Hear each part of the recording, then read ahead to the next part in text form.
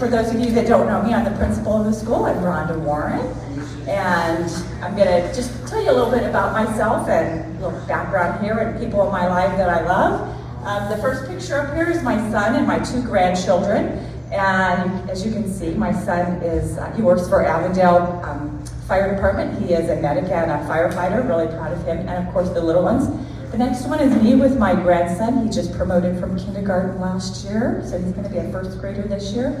Next picture is my son and his family, very proud of them. And the last one, 3 generations. I'm with my mom, my son, and me. That was this summer.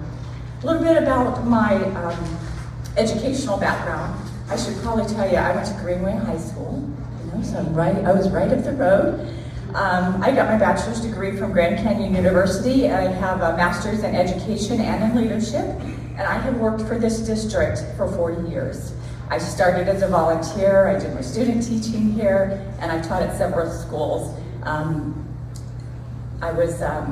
taught 1st grade through 8th grade. I taught special education for over 20 years, so I was in the classroom for close to 25 years.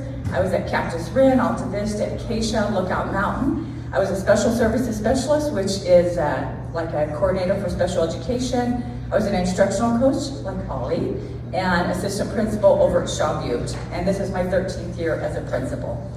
And I wanted to introduce to you Holly Sprouse. She is our instructional coach, and she'll tell a little bit about herself. Good morning, everybody. My name is Holly Sproul. I'm the instructional coach here at Abraham Lincoln. This is my 3rd year. As you can see, I have 3 daughters. I've been married for 12 years now. We just celebrated our 12th anniversary. 3 daughters ranging from 4th grade down to preschool. Very proud of them. Emma, Avery, and Cassidy. And I have 3 very spoiled dogs, as I'm sure some of you can relate. This summer we went a couple of places. We took the girls to SeaWorld, and that's one of the pictures up there. And then we also went to Payson. We took them to a cabin for a few days.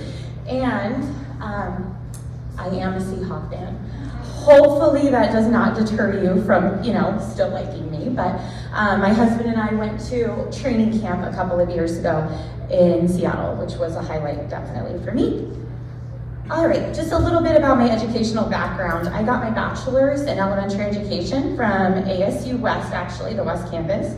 I got my master's in curriculum and instruction from Grand Canyon in 2018, so a few years ago. This is my 15th year in education. I have taught for a total of 12 years from 2nd grade to 4th grade. This is my 12th year actually in this school district. I've worked at a couple of different schools in our district. I've worked at Moon Mountain, Sunburst, and of course Abraham Lincoln. And as I mentioned, this is my 3rd year here. I've had a couple of roles in our district. I was a teacher tech leader for a while. I have been on multiple district curriculum teams helping to develop our pacing guides, and I've been a mentor teacher for student teachers and interns. Okay, just a little bit about our school if you're new in here, or just as a refresher, our school is a traditional school. We have 4 cornerstones. They're basic skills curriculum, parent involvement, enforced discipline, and dress code, and we're going to talk just a little bit about those 4. So the basic skills curriculum, we do go by Arizona state standards, so we follow those. But we do have Spalding, the Writing Road to Reading, which that is different than the other schools in our district. We also have the regular reading program, but we add this on as well. We use Shirley Grammar, and we use Sex and Math. I did put the grading scale up there because this is also just different than the other 32 schools in our district, and it is a higher standard. So to get an A, it's 94 to 100, where the other schools it's 90 to 100. And you can see the rest, 86 to 93 is a B, 77 to 85 is a C. Where typically, if you're anywhere in the 70s, the rest of our district, it would be a C. 69 to 76 is a D, and anything at 68 or below is an F. And Holly's going to talk to you a little bit about our new reading curriculum that we're starting this year. Those of you who were in our district last year might have remembered hearing a lot of talk from our district about our reading curriculum adoption, and we have, our district has chosen a curriculum, so we're going to be implementing a brand new ELA, which is all-encompassing with reading and writing. We have 2 different chosen programs that we're starting this year throughout the whole district. So kindergarten through 6th grade, they're going to be using Benchmark Advance. Our teachers are currently, they've actually been in several trainings for this new curriculum to get it going, and we'll be starting that actually on Monday. For our 7th and 8th graders, they're going to be using StudySync, and both of them are proven curriculum based on our state standards. Also, you will be seeing a little bit more information about that from your child's teacher. Okay, one of our 4 cornerstones, as Ms. Warren just went over, is parent involvement, which is something that, you know, sets us apart in our school, apart from other schools in the area. So we do have a required average of 3 hours of volunteering per month, and it could include, but of course not limited to, working in the classroom with the teacher, grading papers, cutting, prepping activities. Of course, a lot of these things can be done from the comfort of your home. Copying, helping in the cafeteria, playground, or even at dismissal. Field trips and family events are just some of the things that you could do to meet that 3 hours per month. And with that parent volunteering, it's an average of 3 hours per month. So if you know you're working with something that's going to be more than that a month, so it's not, you know, you could do 6 hours one month and 0 hours another month. So that's just the average for each month. For discipline, in your handbook, which it is, it's online right now, so you can get the details of all the discipline there, but I just wanted to touch on a few things. Overall, our school, no student has a right to interfere with the learning and safety of others. And our fundamental philosophy of good conduct is that students are responsible for their own actions. Teachers, they do reward students for good behavior using some positive reinforcement whenever possible. And in grades 4 through 8, they implement the Patriot Card and with rewards and recognition, and your teacher will give you more information because the cards are different for each grade level. I wanted to talk also about dress code because that seems to be something that teachers and parents alike, we really look at that, and you want to follow it. That's part of the reason you come here, is because you know that you want that traditional. So we have it back here. If you picked up your Pick My Kid card, you got a copy of the dress code, but it's also in the handbook on pages 11 and 12. So I just wanted to highlight a few things. So everybody needs to wear an ID card. They have, we give them their lanyard. And if you're kindergarten through 6th grade, that's the lanyard they need to use. 7th and 8th graders, we do allow them to get a breakaway lanyard with something on it that's school appropriate, just because they're older and giving them some difference in being, you know, they're not the little kids anymore, so that they get that as a privilege. All clothing should be in good repair, hemmed, no holes. I know right now the jeans is kind of cool to have the rips in them. You pay extra for rips, and you know, we don't wear those to school. That's you know, at home wear or play wear. On the anywhere shirts, bottoms, no writing, no numbers, unless it's like a little logo. You know, this is Nike or whatever, like the logos here. So just the little logo's okay, but any big writing at all is not okay, unless it's an Abraham Lincoln shirt. If you're advertising, you know, our school, you know that you're an Abraham Lincoln Patriot. Sweatshirts and sweat jackets, they're allowed, but that's like the only sports gear that they can wear. They can't wear like the joggers or the sports shorts. It's only exercise wear. And if they have that on, they still need to be dress code compliant underneath with a tucked in shirt. Continuing on, pants. This is, if you can remember it this way, everything from your waist down, plain. No designs on it at all. No flowers, no embellishments, nothing there, just plain color. Any color but plain from the waist down. It should be fitted properly. You can wear jeans, just no design. Leggings are okay, but they can't be worn as pants. They have to be worn under like a dress or a skirt that's also dress compliant. And Holly's going to show you a few pictures of some of those too. No cargo style pants or shorts either. Shorts and skirts, the length and dresses 4 inches above the crease of the back of the knee, and that's just helpful because when you say the knee, it's like we're out on the knee. So if you just go below the back, and those 4x6 index cards, we kind of look at that, and 4 inches is not a lot, so look at that. And we know sometimes, especially the little ones, beginning of the year, it's 4 inches, at the end of the year, it's not 4 inches anymore. So, you know, we're probably a little bit lenient at the end of the year, especially with those little ones, but the little ones too, big ones too. You can put shorts underneath that dress too, and the skirts, especially if they're getting a little shorter. Dresses, no shorter than 4 inches. Shirts, it has to cover shoulders. I actually wore this purposely today. So this covers my shoulders. It used to be that it had to be short sleeve, and then people were like, how long is that short sleeve, and what is a cap sleeve? This goes over my shoulders, so anything like that, tank tops wouldn't be okay. So just, you know, curved over the shoulders is good.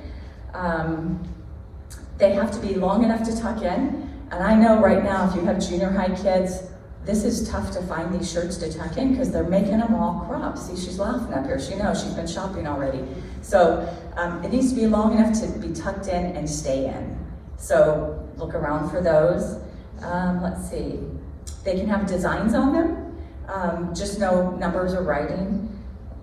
They can have even licensed characters now. Let's see. All right, I think I've got all that. So let's continue on. Belts, if you're in 1st through 8th grade, you need to have a belt on with anything that has belt loops. Kindergarten, we're saying, hey, they're just starting school. They need to unbuckle that belt and get to the bathroom. Sometimes that's a little tough. So if you've got a kindergartner and it's like, hey, I don't want them to have it on this year, that's fine. But we encourage it. But 1st through 8th grade, wear them if they have belt loops on them. Shoes, closed-toed shoes, front, back, all closed-toed, so tennis shoes. That doesn't seem to be a problem for anybody. If somebody's wearing heels, 1.5 inches high is the height.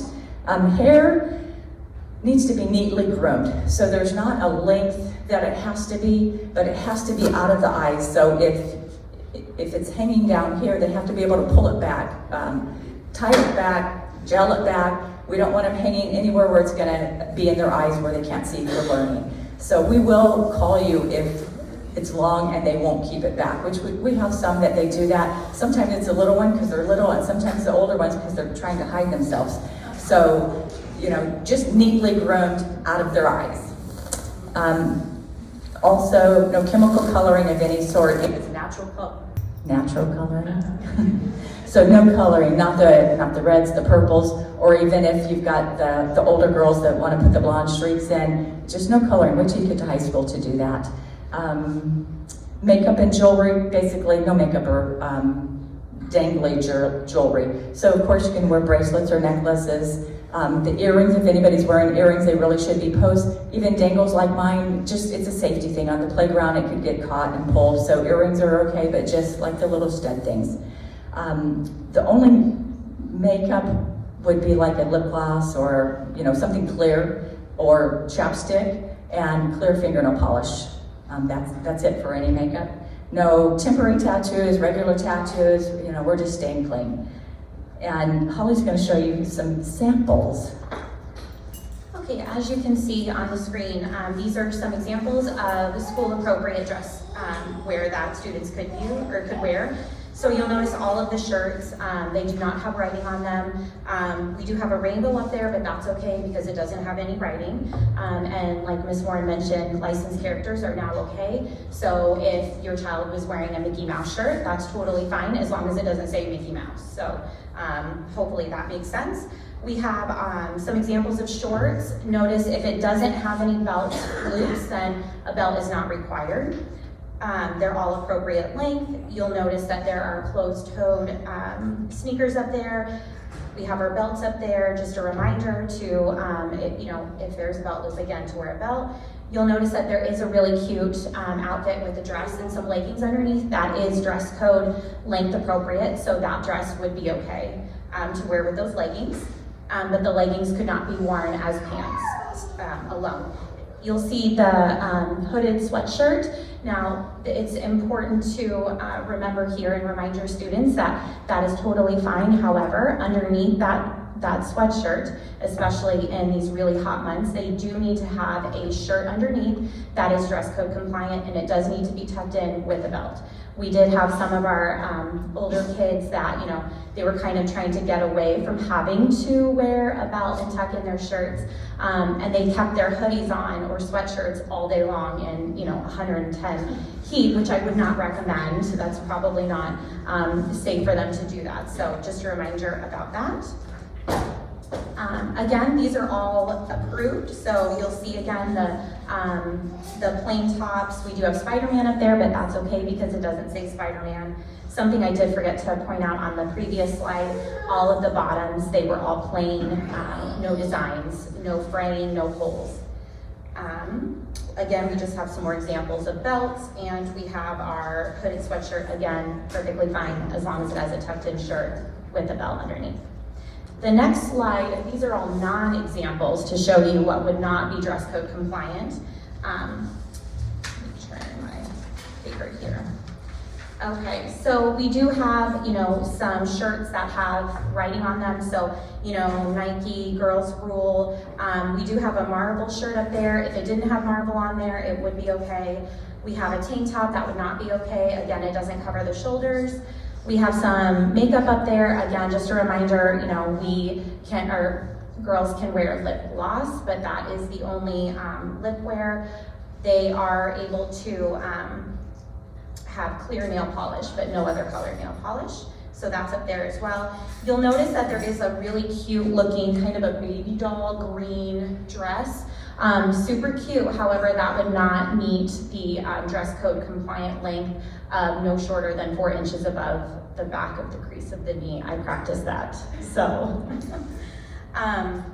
Let's see, we've got a spaghetti top, dangle earrings, none of that would be approved. We have those really cute leggings, but again, it has print all over, so you cannot wear, students cannot wear those. We have cargo pants, shorts, those are not dress code compliant. I feel like kind of I keep saying no, but I just want to help make it clear. We have some pants with holes and, it's frayed, that's not compliant. And of course, sweatpants would not be either. Heels, flip-flops, open-toed shoes, none of those would be able to be worn as well. Okay, so now we're going to get into a little bit about our dismissal process. So those of you who have been here, you've heard of Pick My Kid. It's what we have been using to safely dismiss our students. So it allows the students, one of the major benefits, it allows them to actually stay with their classroom teacher in their classroom in the AC, and they don't all have to be standing up front here, sweating, and especially because we have so many months of high heat. So it allows them to stay in their classroom. It is a web-based program, so it's pretty cool. We punch in the numbers go to the classrooms, it appears on the screen. Younger students, of course, the teacher will be watching and monitoring and letting them know that it's time for them to go. Older kids are getting really good about, oh, I'm up. And so they, they're packed up and they head out. You will need to have a placard, which we're handing out today. If you didn't get yours, you can pick it up at the end. Thank you, Ms. Biardi. So you'll get 3 copies of that. And of course, we understand things happen over the course of the year. If you need an extra copy, we would be more than happy to print those for you at any time. Just let us know.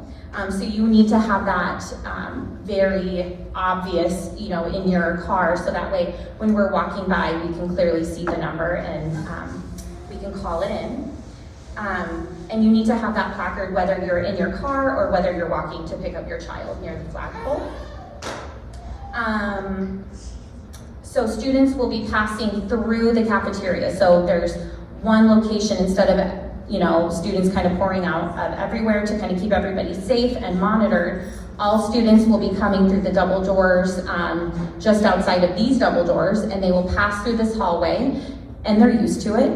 This is how they know where the cafeteria is for our students who have been here. So they'll pass through here and they'll walk right where we are right now, and then we have a staff member that's actually dismissing them. That's checking in with them, making sure, the name matches the child. They exit through those double doors and get into their cars right outside. So that's kind of how the process works.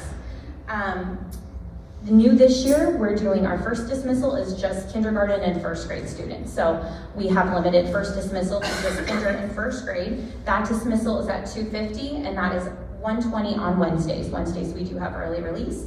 And our second dismissal is 2nd through 8th grade, and they are dismissed at 3:15, and on Wednesdays it is 1:45.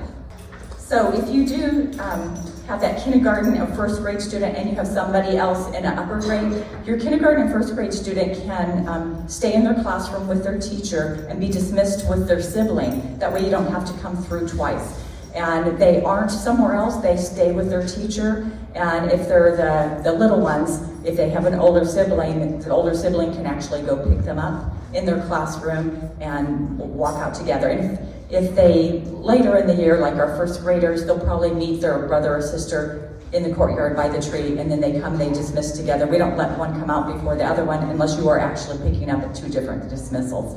If you are new here, those cards, sometimes people remake them themselves, and we have them color-coded for a reason because somebody's out there calling them in, and we're gonna show you a video so you can see what's happening inside. And so we know if it's first dismissal or second dismissal, so don't try to trick us and change your card to a different color so that you can get because it won't get keyed in. We can key it in, but nothing happens to it before the dismissal time. It just won't let it go, so you'd be sitting up here waiting. I just want to say too, it's really imperative if you're picking up at that second dismissal, it's 3:15. Don't come way early because we have to get the kindergartners and first graders out of here. And if you come early and you try and get in line, you're blocking those first and the kindergarten and first grade students. So wait, we do start calling a little bit early so that they have time to get from their classroom and through the building and out. But truly, if you get here at 3 o'clock, we are not calling yet. I mean, you can come at 3 because we'll have the K1 kids out of here, but really wait.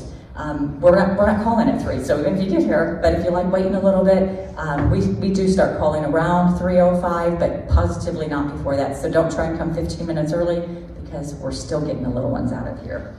And we do have the video link to show you, I think it's about under 3 minutes, to kind of show you what it looks like inside and how it is outside.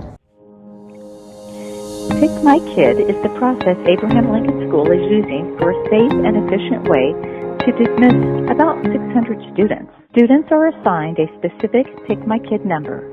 Parents are given 3 copies of the placard to display in the window at dismissal time. If you need more copies, please let our office staff know and we'll be happy to print more copies for you. Since ALTS has a primary dismissal time and an upper grade dismissal time, it is particularly important for second dismissal parents to arrive after the primary dismissal is complete.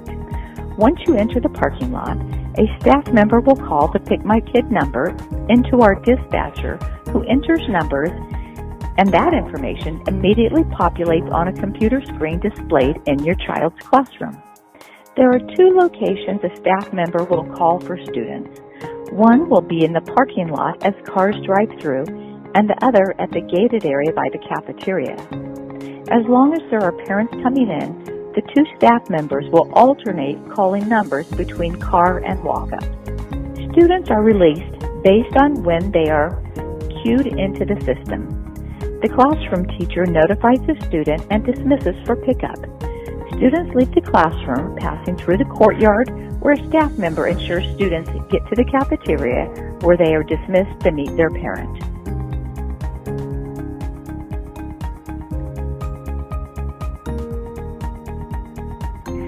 If you have children in primary and upper grades, your children may be released together at the second dismissal.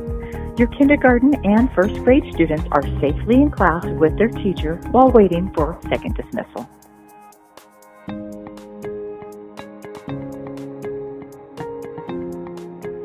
Have your Pick My Card placard displayed in the window. Arrive at appropriate dismissal time. Arriving too early, particularly for second dismissal, could delay the release process. The goal is to have all primary students released prior to upper grade families entering the parking lot. Continue to pull up to the furthest point in line. Be sure your child knows how they are dismissing each day. If there is a change during the day, be sure to contact the school so we can alert your child. A big thank you to teachers, staff, and families for making this process run smoothly and safely. Okay, the next thing I wanted to talk to you about, Holly's getting to that slide, but safety and security. I know we've gotten calls, and I know you're concerned, we are too, but I wanted to just give you some things that our school and our district that we have in place for the safety and security of the students and the staff. First of all, we are a closed campus, as you know, so the gates are, after the kids come through, gates are locked. If parents want to come on campus, they have to sign in. So closed campus is one thing. Our staff is trained every year on emergency procedures. We do lockdown drills. We actually do in the first week of school and the second week of school, and then we do them throughout the year too, but we do a couple right away so the kids are used to what that is, especially, we have the new kindergartners and any new students. We do have a district safety and security team. The head of our team is actually a previous police officer, so that's kind of nice as well. We are collaborating with the Phoenix Police Department. And this is one thing that the police department officer, I think it was Barrett is our guy, he said the one thing that we have in our district that at so many places they do not have is that every staff member can call a lockdown. So of course, I'll call one if it's a practice one, or if the police department has alerted me, or the office would call it, and we have just over the intercom, we call it out to everybody. But if a staff member happened to see like somebody jumping the fence, like it could be a playground monitor, our cafeteria workers, all our teachers, everybody can call a lockdown. So, and everybody knows, I reminded them again, and they actually have the way to do it on their phone. If they see something that just looks suspicious, they can call it. And we lock down and we find out what it is. We'd rather lock down and make sure everybody's safe and that we didn't need to than the other way around. So that's one thing he said that was great that we have that capability. Another thing, just the district-wide, all WASD campuses have undergone a vulnerability threat assessment by the Arizona Counterterrorism Information Center. So that happens all the time. And then as a district also, we're active members of the Central Arizona School Safety Consortium. The consortium trains and regularly updates Arizona school districts for best safety practices. So those are things that we have in place. If you have other questions, feel free to give me a call, but we really, we do practice and we have things in place the best that we can with everything that could possibly happen. Okay, Courtney's gonna just briefly mention, Courtney's back there, you're not gonna do that. Holly's gonna briefly mention some things about site council. We do have a site council here. Site council is a roundtable consensus group consisting of 5 parents, 5 teachers, a community member, 1 school classified employee, and of course our principal. Meetings are the 4th Monday of every month, except we do not meet in December. Meetings consist, and they follow the same process each time. It consists of old business, new business, any public participation if it was requested, and council comments. It is an open meeting. Parents may meet with the PAC, the Parent Advisory Council, and you'll hear a little bit more about that in a few minutes to discuss bringing something specific to site council, and or you may request to be on the agenda during the public participation portion of the meeting. Now I just kind of want to briefly mention our AASA, our state assessment, and talk to you a little bit about that. You will be receiving, if your student was a 3rd grader through 7th grader, I think the 8th grade ones would have been sent out, but you will be receiving their student score report for both ELA and math. ELA, of course, is our reading and our writing combined into 1 score, so you will be receiving those very soon, hopefully by next week.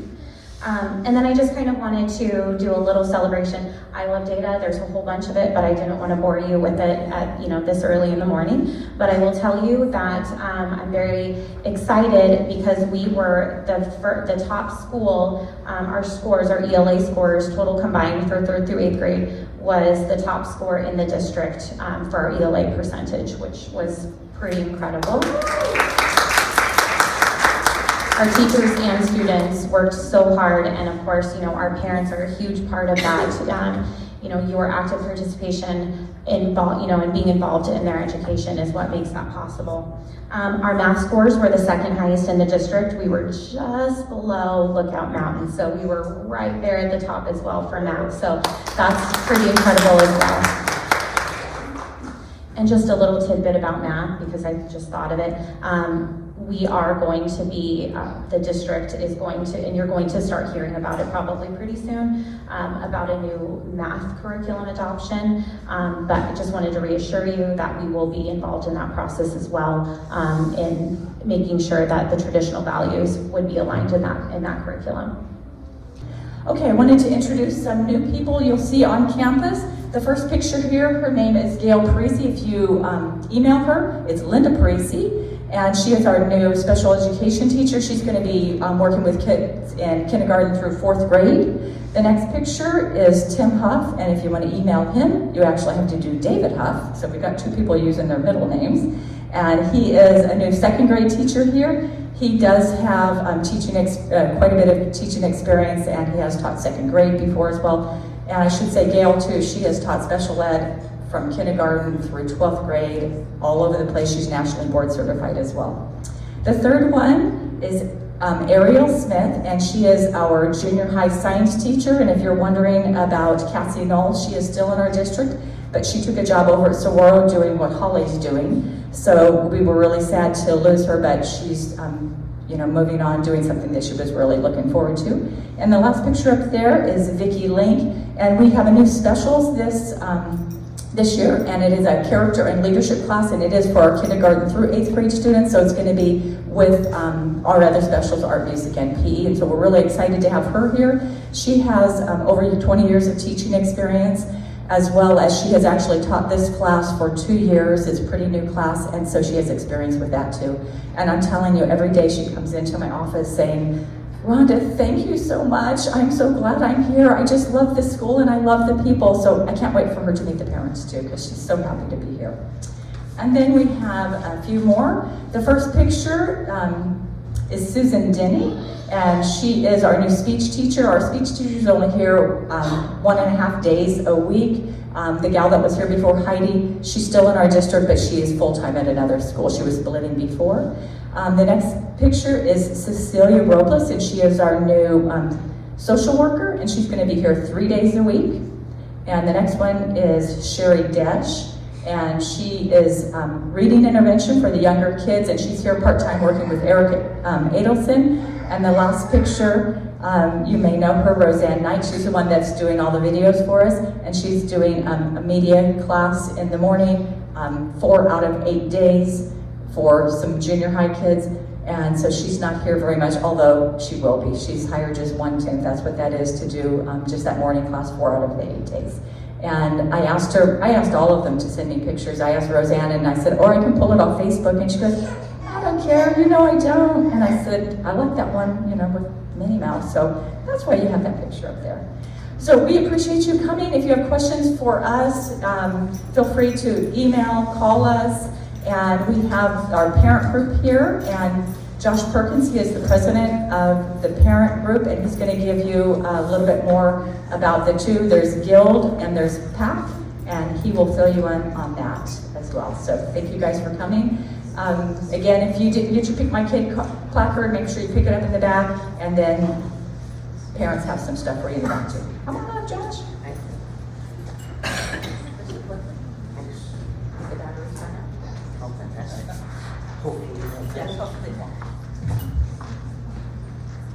Right. Good morning, everybody. And welcome to Abraham Lincoln Traditional School, which, if you don't already call it ALTS, as we affectionately do, it's just the easy way to go. So welcome to ALTS. My name is Josh Perkins, and I am the president of the Guild and the leader of the PAC. For those of you who know, sing real loud, vroom, vroom, vroom. Yes. And then Maria's going to come up shortly. Maria Devon, she's the vice president. A little about me, I have 3 kids here at Abraham Lincoln Traditional School, 4th grade, 5th grade, and 8th grade. And I actually have a high schooler also going into 10th grade, and he went through K through 8 here already. So we've already gone all the way through ALTS. We've been here a long time. We love it here. So hopefully you guys will have a great experience as we have. So we want to talk a little bit about the Guild and the PAC and what they are and how you guys can join and get involved. So to start with, I'll read you our mission statement. All children deserve the best possible education filled with positive learning experience. To that end, the Guild was established to provide volunteer and financial support to the principal and teachers of Abraham Lincoln Traditional School. The Guild strives to meet those needs in order to secure for all our children the highest advantage in all areas of education in a pleasant and supportive school environment. And that's really what we're about. We love our kids and we really want to create a great learning environment, a great experience here at Abraham Lincoln. And in order to do that, then it takes a little bit of fundraising, a little bit of money. The Guild itself is similar to what many of you may know as PTO at other places. We have obtained our nonprofit 501c3 tax status, so all donations that are made to the Guild are tax deductible, and that helps us out a lot when we're collecting donations, raffle tickets, gift cards, items for spring fling and giveaways and a lot of the different things we do. If any of you guys out there own a business, come see us. We'd love to partner with you and work through some of that stuff. And our Guild is made up of parent and teacher volunteers, and they work together to coordinate fundraising and other fun activities that we do throughout the year. And Maria will talk a little bit more about what that looks like. Come on up, Maria.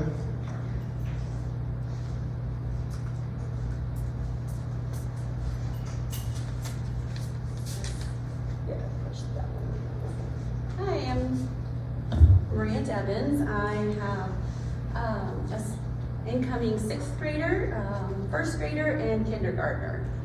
So we've been here some time. So what does the Guild do? Okay. We promote the school social interaction, which is like our family fun nights we do monthly. We do fundraising for our spring fling, book fairs, dine out nights, and we have other programs that help.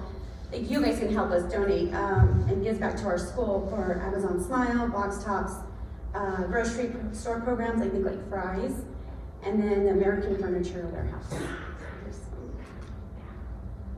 And Wally Burger, Peter Piper nights are always huge, and we do have the Box Top program as well.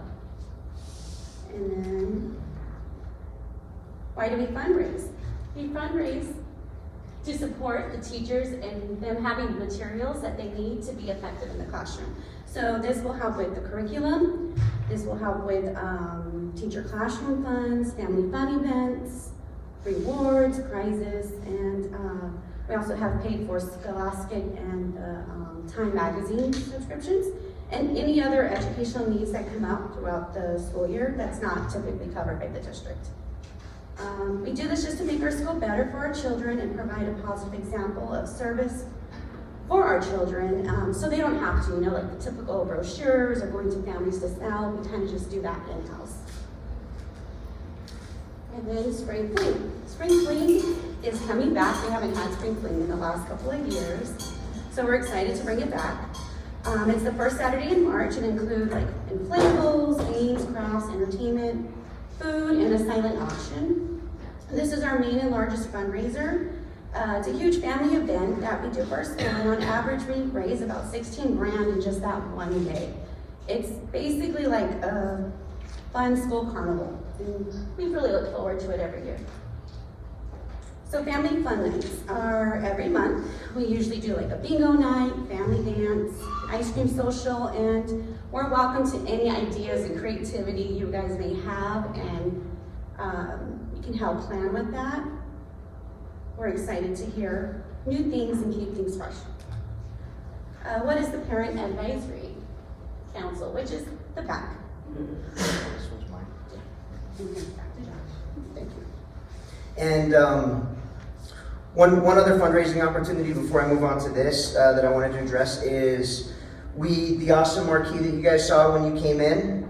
Then the Guild has received special permission to offer to parents so they can list their child's name on the marquee for 3 consecutive days around their birthday. The cost is $5 per child, And the request form to do this is on our ALTS parent website, which you'll see that in a minute. And we also have them back in the back. So the table back there has a lot of the forms and stuff, so you can join the guild, fill that stuff out. Today's a great day because you can pay with a credit card if you want to, since we're here in person. You can also use Venmo, all that kind of stuff. But that's a great opportunity, and I just want to let you know that it was an idea that was brought up by a parent, and we got special approval to do that. But we can't advertise or do anything else on the marquee because it is designated to keep families informed about important information. So we can't overload it with a lot of different things. So if you have any questions about any of that stuff, then please email us at ALTS Guild, and we'll be happy to address anything about that. So now I want to tell you guys about the PAC, which is the Parent Advisory Council. The PAC board is made up of 10 members. It is 9 ALTS parents, along with the school principal. The president, vice president, and the secretary are from the guild. They're the same people who oversee the PAC, and those positions are voted on yearly by all the guild members. And the guild is made up, like I said, of parents and teachers. So everybody votes on those members going into that are the guild and the PAC members. The other 6 board member positions are elected for 2-year terms, and they consist of parents and are voted on by the parents and guardians only. And the reason why we do it this way is because the PAC represents the interest of the parents. And so we want to make sure that the parents always have a say of who represents them. And we also represent the students, so we want to make sure that we're getting people that are going to represent us well.